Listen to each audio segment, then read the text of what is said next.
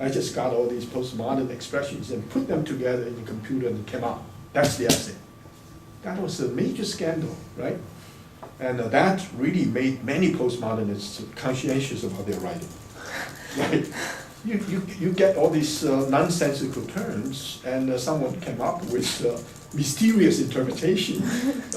He has no subjectivity. Right? He said, I don't have any subjectivity. All the language, like most of the postmodernists called, all the languages are shared by everyone else. What we're dealing with is hybridity. You say, wow, this is the beautiful expression of selflessness, of hybridity, of casualness. So now most of the postmodernists will try to see this inner logic, this argument, instead of simply all these mysterious expressions. Not a good answer, but I think one possible answer. Maybe one more question.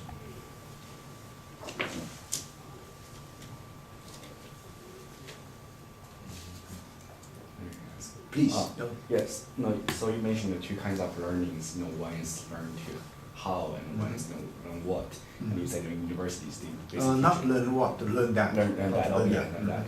And you say universities teach us just learn that. Yes. Very different sets of ideas.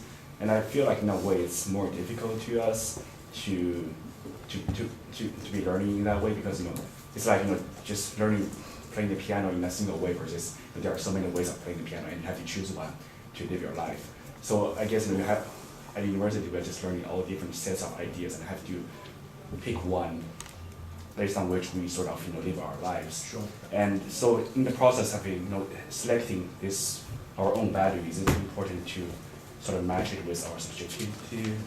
Okay. How do you do? Yeah, I think that's a very, very important question.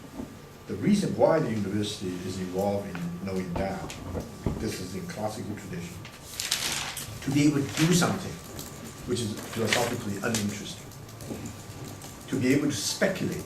For example, someone who can ride a bike, what can you talk about that skill? But if you're asked to give a description of how the bike works, now you become a scholar. At least you become a good mechanic. But if you know the theory behind, of course, all kinds of interesting physical laws and ideas will enter into that. So that's what we should learn.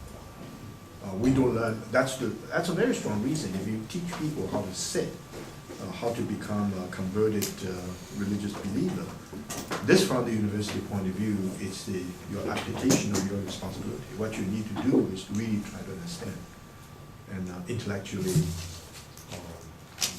in the sense of the theory of epistemology. Okay?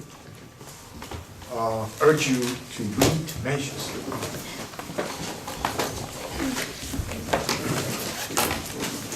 I must say, if you read it, then the lectures will become not only clear, but will sometimes become thought-provoking.